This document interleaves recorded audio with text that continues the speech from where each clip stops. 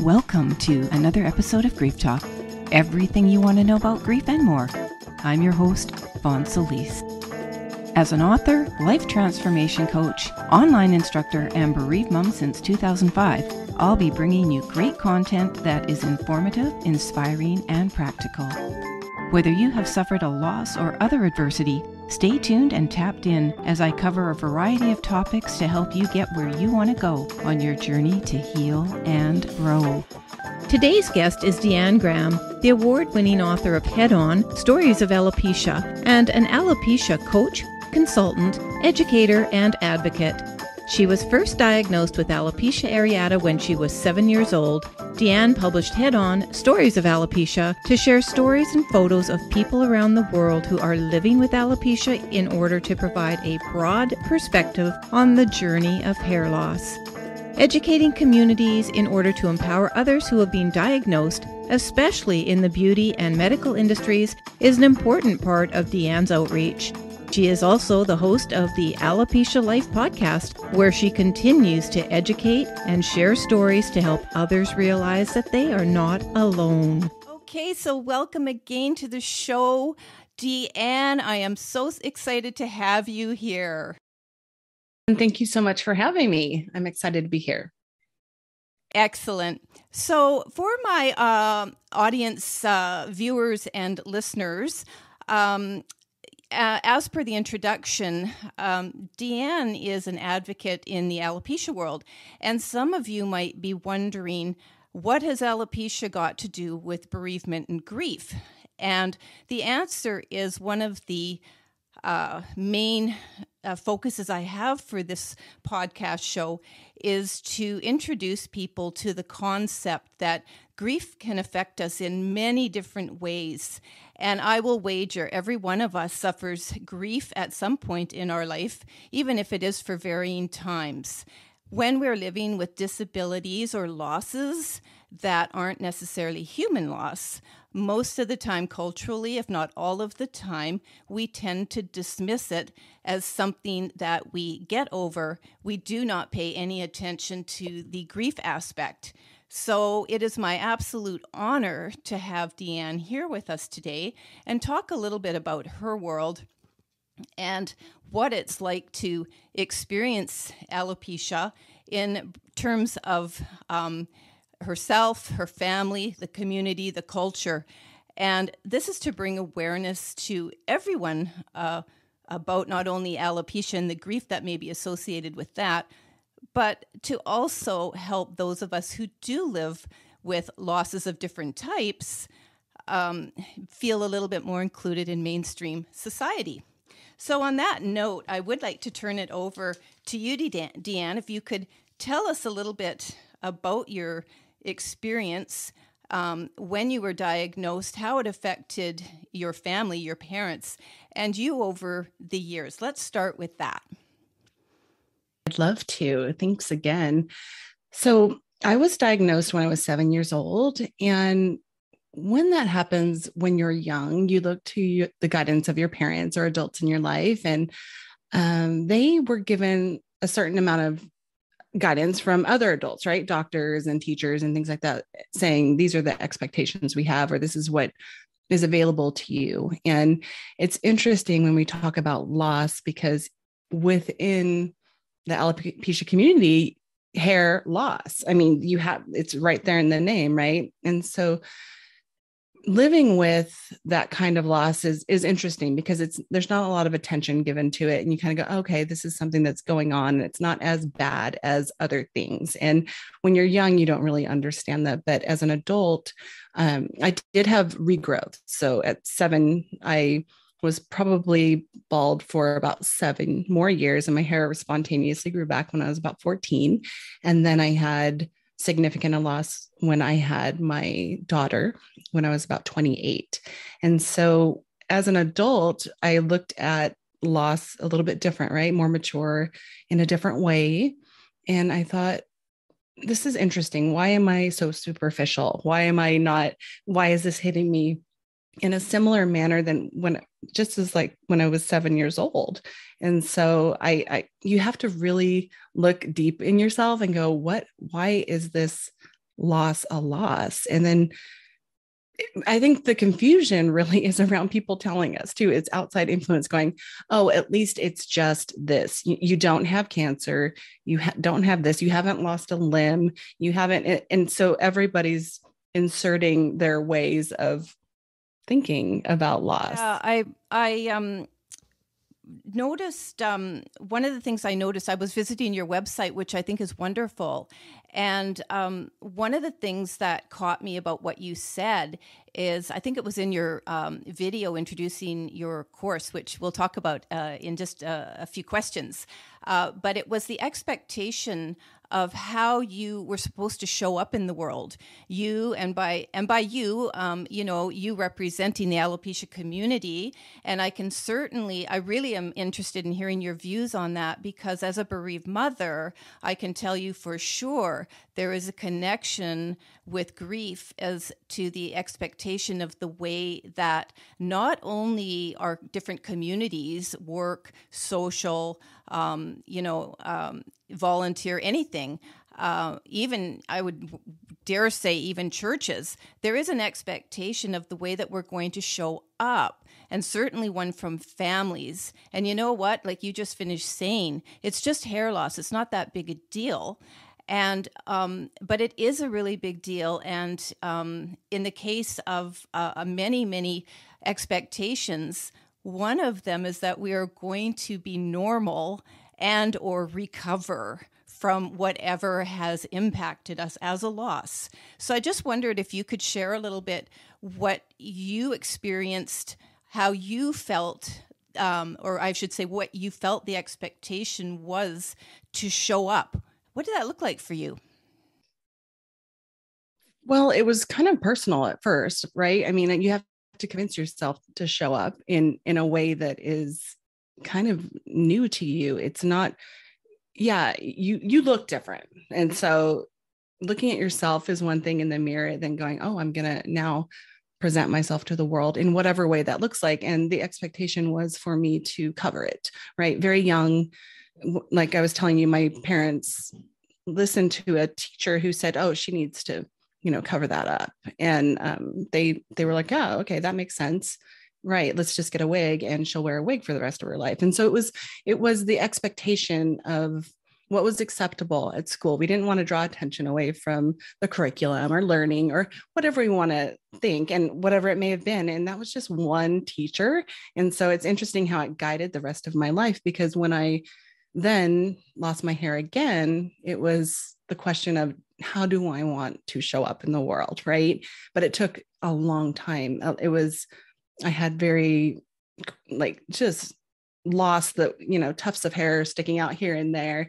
And I never wanted to shave. My husband kept saying, do you want to just shave it off? Do you want to just shave it off? And that can be a very empowering experience. But I was so connected to that last strand, thinking, okay, once the last strand goes, then I'll be able to decide what to do. And so it was kind of a protective mechanism, I think, in me going, okay, you'll get there when you get there, whenever that will be. And so when I decided to present myself with this new look, it was covered still. I wore a hat, a pretty tacky hat, to tell you the truth.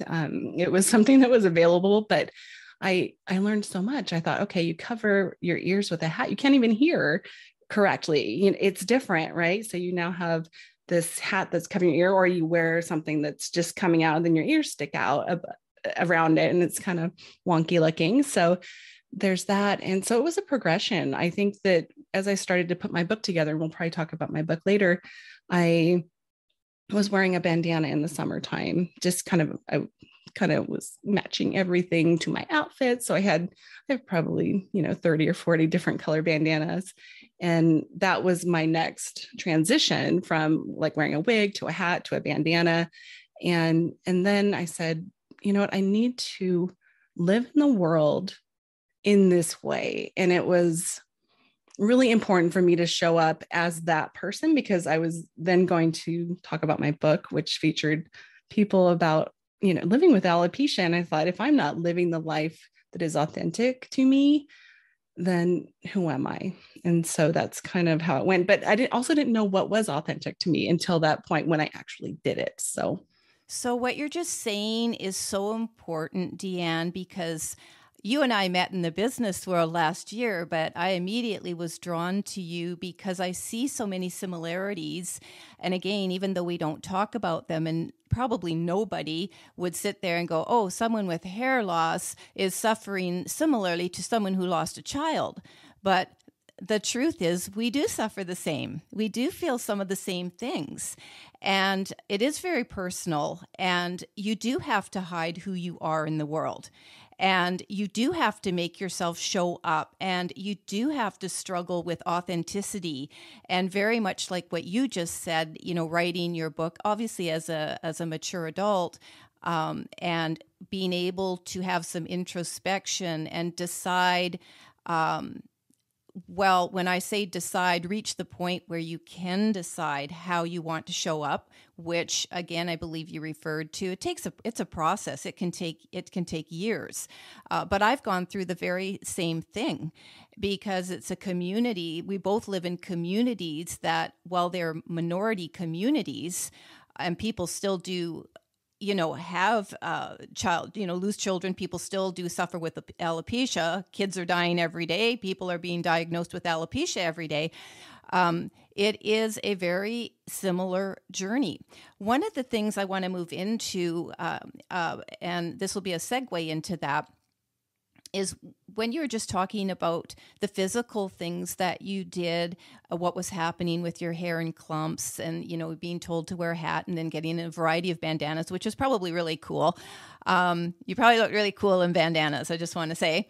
But if you could go back, or you have gone back, and this question is important to help parents today, is as a child, your inner child, what do you think that you have carried, or you carried into adulthood and have dealt with, that impacted you emotionally and maybe even mentally, from understanding you were different, from people making you literally understand you were different, but not necessarily, you would not have had the tools probably at 7, 8, 9, 10, you know, not until adulthood really, to understand authenticity and the choice you have to kind of choose how you want to present in the world.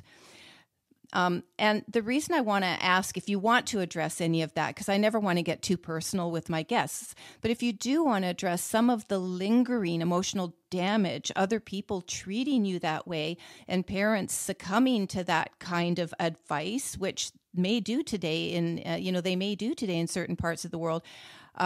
What kind of marks does that leave on children? I think it can leave a huge mark. And I know for me personally, up until you talked about community, and up until I met a community and was able to talk about it, because I didn't talk about it, right? It was very quiet, very silent. People didn't understand around me. My own family, who loved me, of course, and I, did everything that they could, just didn't understand. And so when I started meeting other people who understood, when I started writing about my own experience, journaling about it, and then putting the book together, I actually put my entire book together and didn't write my story until the very last story, because I was so unsure of what I wanted to say. And I would be tearing up and crying when I was writing it. So obviously there's some stuff that lingers, right? I mean, there's all sorts of messaging that I actually don't think I took messaging from my parents. It was more about really understanding that outside influences impact everybody, and they're all coming from a different space. And my parents were coming from living in the 70s. This is the way things were done. We didn't talk about it. That was very normal for the time. And I can look at that as an adult and totally accept that. And then even the kids who teased me at school, as an adult, I look at that and say, okay, this is the influence. This is why this was happening. And I take that into what I do as a coach. When I talk to families, I'm like, we didn't talk about it. Guess what? Opening up conversations and sharing about what's happening with your child I'm not going to say it's going to get rid of the bullies, because they exist, but it does open up enough dialogue that kids feel free to talk about it when back when I was young, that wasn't the case. So yeah, I do think there's lingering messaging that does stick, but I do feel also that, yeah, like I said, it's just I moved through that process and there's nothing of that left. So I'm just really happy about that. Absolutely. And it makes you an expert in what you teach and what the resources that you have to share. And I am going to ask you about that related to this next question, which is I know that you say on your website that today, 40 odd decades later, 4 decades, not 40. Sorry, Deann. Oops. I'm not that old. I know, either am I. Okay. 4 decades later, some of the same, stuff is still missing. And I know you were saying, some of the things that, and I want to get into a little bit about exactly how you can help parents and, their children diagnosed with alopecia, both individuals as adults and children diagnosed. And so you say that parents are still struggling. Some of the same things there's gaps that are still missing today that were when you were a child. And I know, and one of the things that caught me, because I'm telling you, it is exactly the same in my world. It's the medical support. And with no disrespect to anybody in the medical community trying to help, there is a huge gap in how they understand my world as a, bereaved parent. And I know what you say that. And the other thing I note that you say, again, very similar, is parental guilt. Guilt, there's some regrets, there's too many options. I wasn't sure that I understood what you meant by too many options. So I was just wondering if you could explain why you think there is a gap still with medical professionals, resources, and this parental, too many options for parents. Right. So when I say too many options, I'm talking about everything that's offered, right? You go, oh, well, you should take this biotin. Well, you could do this, you could do that, and we'll test for this and that, but it won't really be effective. They do some very baseline blood work, and sometimes they don't even offer blood work when you go to the doctor, which is interesting because I do believe that you should look at inflammatory markers. You should look at vitamin D and iron, obviously, because you could have some underlying things that are easy to supplement. And then, perhaps you might have regrowth, right? Or it might just encourage some hair growth. But the bigger piece of it, the gap is with the emotional piece of it. When they're telling parents at appointments, oh, your child has stress, and they're looking at their 15-month-old child, and you're like, what kind of stress? Because we interpret stress to be something that we can't handle in our lives, right? We go, oh, this is happening because I just can't handle this kind of XYZ, whatever it might be. And there are things that happen. And so a lot of this rabbit hole that people go down is, what's the trigger, right? We each have a genetic component that plays into autoimmunity. And in this case, it's hair loss. But what is the trigger? And sometimes you might discover that the trigger is trauma, is a vaccine, is getting a virus, is getting dental work. I mean, the amount of things that could have triggered this are huge, right? And there's so many ideas that people have, and they go to their doctor and they say, I think this caused this. And the doctor's like, oh, that absolutely not. That's impossible, right? And so that's kind of where I go with the overwhelm piece of it, because you get into that and you start saying, how can I fix what this is? There's a genetic component. So now I'm blaming myself as a parent. And then and then so it's just kind of sends you into a spiral. And I think that's something that everybody can understand. I totally know the rabbit hole.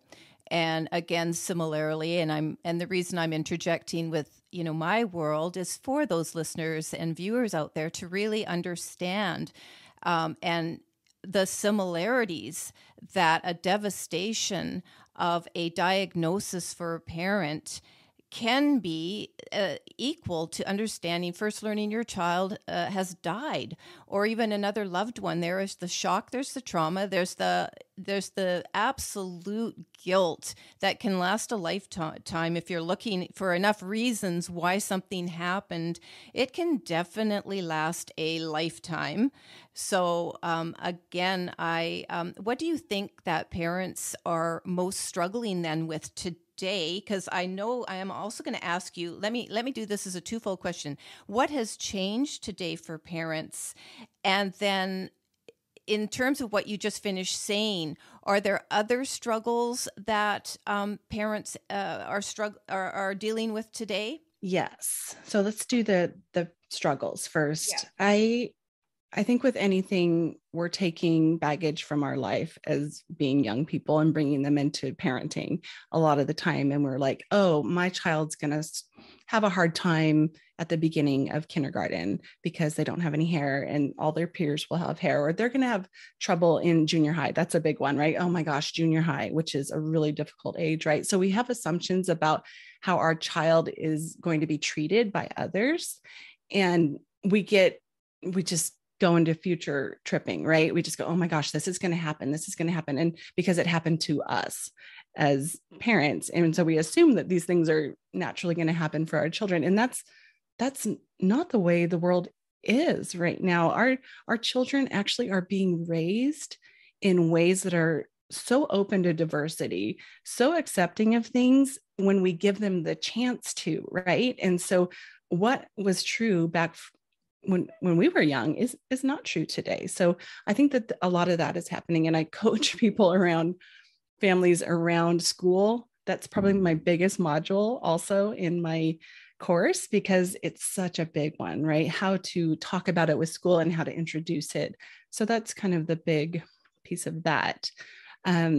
I forgot the first part of the question. That was it. We were just sort of talking about struggle, but I had made some notes here. And so actually, why don't we get into a little bit about there? I know you, I'm looking at my notes because I can't always remember everything, but your common issues were, how to talk to the child who's been diagnosed, how to introduce alopecia at school, connection with others.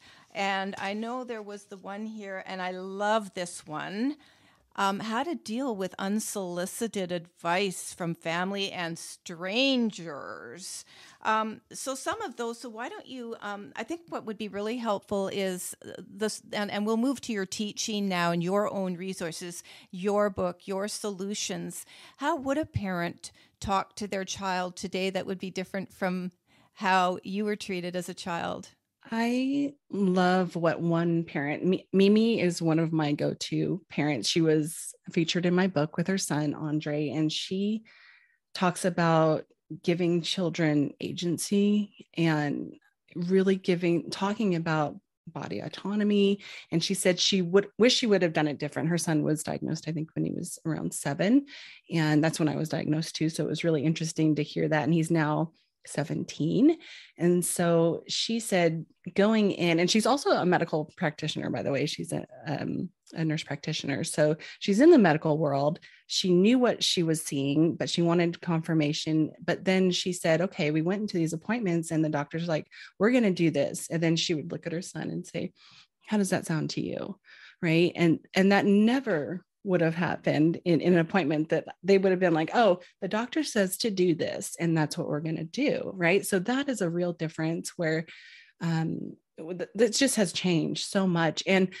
But I still see it not happening. I just was coaching a parent yesterday and I said, go into that appointment, ask for what you want. They're probably not going to volunteer to give it to you. So, and I don't want to be totally a downer for people when they go to appointments, but I'm like, you've been waiting 5 months for this appointment. Ask for what you want, know what blood tests you want, to check these things out. And I'm not a medical professional, so I don't really speak to specific things like that, but I do encourage them to really be bold and ask for what they want. So I think that is a difference that we're hoping to, the more we talk about it, the better we can all become when we go into an appointment, especially when we've been waiting months to get in. No kidding. So how do you guide parents And do you actually work with older individuals who have been diagnosed with alopecia, or mostly parents? I do work with women mostly, but it I really am drawn to working with families more than anything. That I just know that's where I think I'm meant to be. And it's not because I have a child living with alopecia, but I was a child. And so I'm giving them kind of a different perspective on what they want to hear from me. When I did my beta course, they're like, we want to know how it affected you. We want to know what you think. And I kept thinking, wow, okay, that's really interesting. I kind of thought let's gear it towards your own child, but they are so in the dark about it that they just want to know what maybe my perspective was. And I have a base of knowledge from so many different people, just from doing the book and then interviewing people on the podcast. It just broadens my perspective too, knowing what other people feel and express to me. So I think that that's really helpful too. So I'm just, from the outside, I can tell you sound like a living legend. And seriously, and it is the person that has acquired some longevity with an experience that has wisdom to share with others. So we are the teachers of what we need to be the teachers of. Unfortunately, maybe our experiences aren't great and aren't welcoming, and maybe are not experienced by the masses. But for those that are suddenly thrown into a world that is sudden, certainly not expected, identifies you as different in the mainstream, we need to have voices in these areas. And again, I really feel that the lack of empowerment. So a lot of the work I do is, about empowering grievers to make decisions. So when you speak about parents in the alopecia world waiting 5 months or longer for an appointment, and, it can be scary to ask your medical professional for something specific or challenge them on something. And so I think that's really important that you're working in that area. I was going to ask you about community for alopecia sufferers. I don't know. I don't want to really call you sufferers, but maybe you can explain that term as well. Like what are people, or how do you identify as someone living with alopecia? So that is up for debate, right? Because that is a big question. A lot of people call themselves alopecians, and I'm not super keen on that term, but that's okay. It's no big deal. The suffering piece of it, I definitely it's cringeworthy a little bit, because you go, are we all suffering? No, absolutely not. I mean, I have a girlfriend who has, I think she was 17 months old when she was diagnosed. And she's like, why do people keep saying we're suffering? And that's in the news, right? And they're like, oh, so-and-so suffering from alopecia. Most of the time, that's about mindset, right? I mean, are we suffering or are we thriving? Are we living our lives the way we're supposed to be? Are we working through it? Are we figuring it out? But definitely, I'm so glad that you asked the question, Vonne, because suffering, it doesn't have to be the reality of what's going on, for sure. Exactly. And so I would ask you then, in terms of your own resources and sort of linking that to community, what is community support like? Certainly you're in the States, and I'm in Canada. I have no idea what it's like in Canada. And there are many people that remain unaware of, you live with a condition that is like, again, bereavement. Unless it happens to you, you're not really aware of it. That is a fact. That is a fact. I know in my world, there is not enough resources and community support in terms of support groups, the right information on resource materials. For example, a big missing piece in my world is trauma related to grief. I'm sure there can be some trauma related to alopecia as well. But moving into the community side of things, which your work is is I'm thinking a big part of, and I want to hear about that next, everything that you do and resources you offer.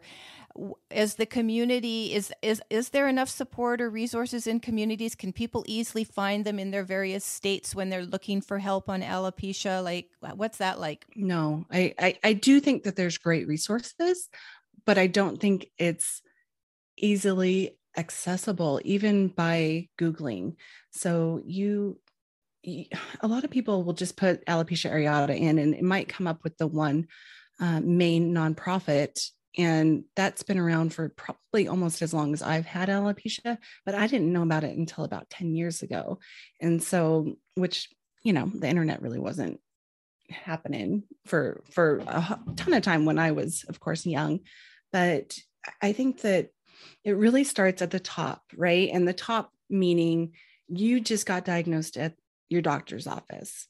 Now what happens? They just give you an injection or a cream or whatever, and then they say, come back in 45 days. They don't say, hey, these are great resources for you. I'm going to give you the name of 2 nonprofits, one for the Children's Alopecia Project, which is all over the world, but mostly here in the United States. And I think there's one group in Mexico, but they're really driven by parent volunteers for each group in these different states. And then there's the National Alopecia Areata Foundation. And then, of course, I want them to tell them about me, right? Because yes. I think I'm a good resource too.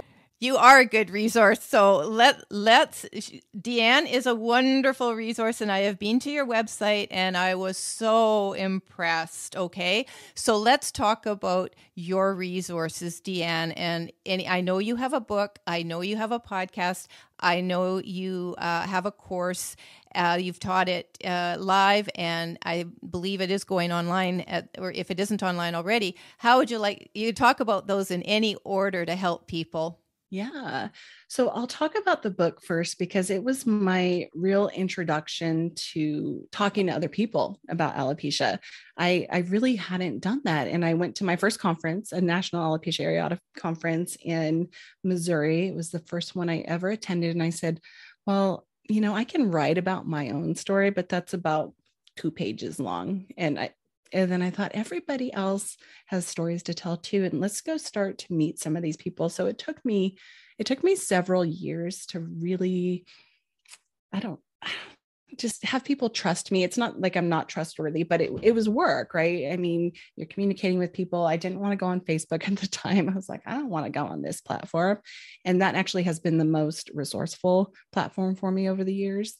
So I'm glad I actually jumped in on that. But I started to reach out to people at the conference and say, hey, this is who I am. I'd like to do something like this. Are you interested? And of course, the more stories you hear, the more interesting stories there are that you find. And then other people were like, oh, you should interview so-and-so, you should have that. But it was kind of the book itself is stories, but they're also black and white photos. So there's photographers involved, and they had to have releases for stories and photographs. And then, but I would say the overwhelming support from people who contributed stories and photos was amazing. It was almost like it was meant to happen when it did, no matter how long I thought about it, no matter how long I worked on it beforehand. When I actually started doing the actual work, it was from like October to May, and everything was done within those few months. And so I think that for me came from this need to have another resource or a resource, because I wasn't finding any. There were books about personal stories, one person's story about alopecia or living bald in a world of hairy people, which was great. But I wanted to do the range of hair loss, which is all, patchy hair loss, complete scalp loss, complete body loss. And I wanted to also feature women, men, and children from all over the world. So that was a little bit of a project, and I was really happy with the results. And I think people who I know that people who contributed their stories are just happy that it's out there, that they can share and help other people along the journey, because that's what it's all about. If you can help the next person down the road, that's the best thing you can do. So that's where it started for me. So, Deeann, I just want to interject really quickly here for, again, our audience, listeners, and viewers. I'll put a link with this podcast to your all of your resources, including your book. But can you just give a shout out? What is the name of your book again, Deeann? Yes, my book is titled Head On Stories of Alopecia. And my husband actually helped with the name. He actually helps with all the names. We're kind of randomly, we were driving on the freeway and he's like, what about Head On? Because we were just throwing it around. And I also want to do a shout out for my sister, my older sister, Kristen, who actually set the entire book up and made it look the way it does. So we worked, I flew her up from California and we worked in our pajamas at the dining room table, all of that stuff. And then on the phone, fixing little typos and stuff when she went home. So it was kind of a definitely a collaborative effort overall. Yeah. And is that available on Amazon, and where else would it be available? Yep. And it's also definitely on Amazon, and then through my website, headonpublishing.com, and also at my main website, alopecialife.com. You can purchase it off there too. Excellent. So do you want to tell us a little bit about your course? Yeah. So this has been a long time coming. I didn't really know this is where I would be with this. I thought, oh, I'll do maybe a membership or I'll just keep coaching. And I really wanted something that could reach a lot of people in their own time. So I thought, okay, let's just do an online course for families. And so this is specifically for parents or caregivers who are taking care of all the needs of their child and with alopecia and are just really lost. That, if you've had alopecia for 20 years and this isn't something for you, or if you're totally cool with how you're living with alopecia and you've figured it all out, this isn't for you. And I also don't talk about, I kind of think it's important to say what you don't do in your course. And I don't give medical advice. I don't talk about treatments. I stay away from that because I'm not a medical provider and am not authorized to do that. But I also think you can really get caught in the weeds with those conversations. And so the course itself is really, it's almost like it starts from your diagnosis and then all the questions that come in as parents. Well, what about this? Well, what about that? And then my kid's asking me about that. What about the siblings? What do I say to grandma when she wants to offer a wig for the 10th time, and my child doesn't want to wear a wig? And so there's all these conversations that I've had with people over the years, and I insert them in the course to help people understand that they're not alone. That's the biggest thing, is people do not need to feel alone in this, because large amounts of people are, we're talking, I think right now the numbers are 2% of the population, which is about 152 million people around the world. So, but we always think we're alone. Oh, I know. And again, it's again, your reasons for writing your books, your reason for doing your course, the reason you're doing your podcast. I mean, it's just so similar to my own journey, because and I also wanted to just comment about, people maybe not being overly responsive, or, like, where are my people? Because these are subjects, like, when it becomes so personal like that, and we're so conditioned to be wired only for our wins, our successes. Nobody wants to hear about problems unless they're going through them too. And as I've written about fairly extensively, when we can't identify with the pain, we really don't want to hear about it, which means there's a huge gap in our level of an ability to demonstrate empathy and compassion for each other. It's interesting, Deeann, and I'm sure you'll agree, the moment that you are diagnosed with something, or you've lived with something and evolved into an adult, you have empathy and compassion, but before that, it not maybe for your kids and other close loved ones, but it is a hard one emotion, both of them, to actually be able to experience, display, and really truly feel. And I know that from before and after my own daughter's death. So I think your work is amazing. I am going to put links to everything. And what is the name of your podcast so people can tune into that as well? It's called Alopecia Life. Okay. I have a link. Perfect. Yeah. And I have a link to that on the website too. So Yeah, you have a lot of resources, and I know our time is coming to an end for this episode, but I did want to ask you one last thing. I was going to ask it a little earlier, and I got a little bit sidetracked.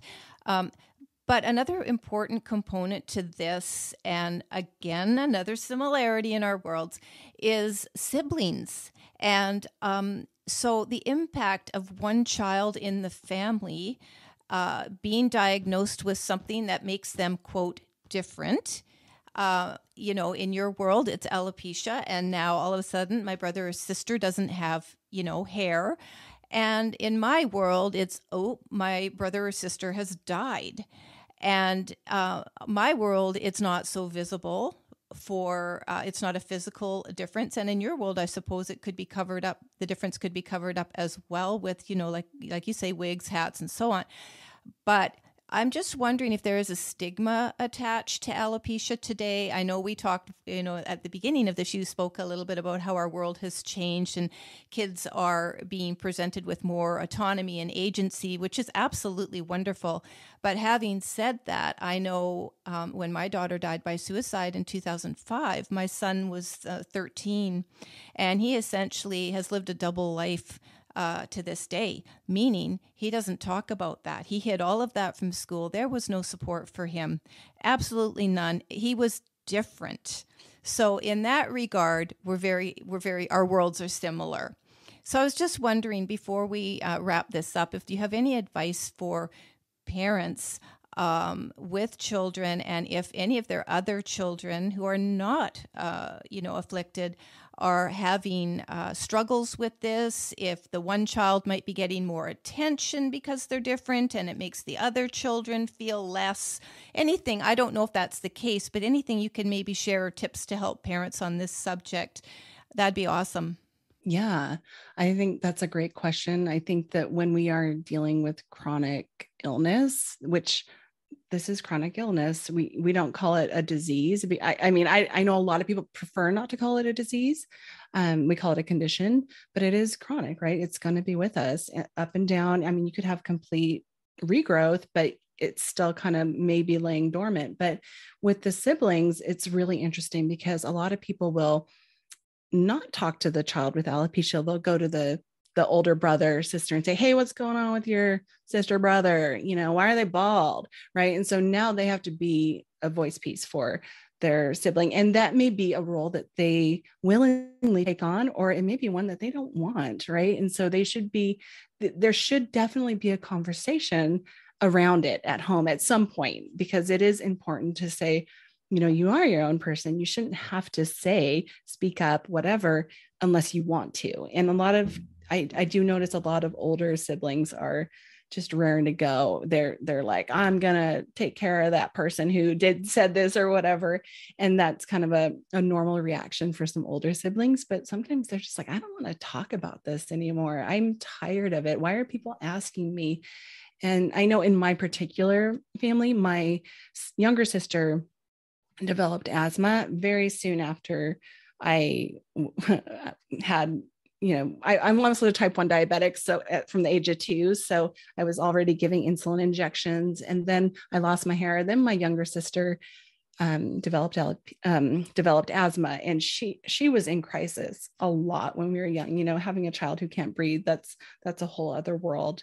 And so the attention automatically goes to that, because you need to take care of these lungs, right? And so I think that probably in my situation, my family situation, my older sister was probably kind of feeling a little bit lost, and we don't really talk a lot about it. But when I was talking to my mom the other day, because I was actually working on that module about setting boundaries with our kids, because we don't want to give them everything they have just because they don't have hair, right? I mean, there's that piece. And then we talked about the sibling piece. And she said, yeah, it really was, the attention had to go to Andrea, my younger sister. And so I think that we didn't have the normal roles of how chronic illness hits, kind of were lost a little bit for me, but I don't regret that at all. I think that it just was the way it was, and you just kind of deal with it. But I do think that there needs to be a conversation with siblings for sure. And, in your son's case, I mean, I always recommend support, right? If there is support available out there. And then, he's 13. Does he really want to do that? He doesn't want to talk about it. I mean, he's broken too, for sure. And there's this, unwillingness to talk, but there's also a freedom in knowing that other people going to a bereavement group, a support group for teenagers, can be really helpful. I know my own mother-in-law lost her dad when she was quite young, and something like that would have been really helpful. She talked about that as an adult. So yeah, sadly, they don't have that in Canada, where my daughter's death was a suicide, and there's like basically zero support for kids. And that stands today, which goes back to our opening dialogue about, lack of awareness, a lack of understanding, a lack of resources, and every voice counts. So on that note, every voice counts. I am going to wrap this up because, well, this was not a long conversation. It could have been, but it is enough to be the eye opener it's meant to be. And I really want to thank you again for sharing your experiences and giving us all a glimpse into your world, and the resources I do share in the description for this podcast can absolutely direct people who are experiencing alopecia or know someone that's experiencing alopecia to your site and book and so on. And I know that they'll find it very, very helpful. So thank you so much again, Deeann, for being a guest on my show. It was awesome. Thank you, Vonne. I really appreciate you having me. Thanks again. All right. Talk soon.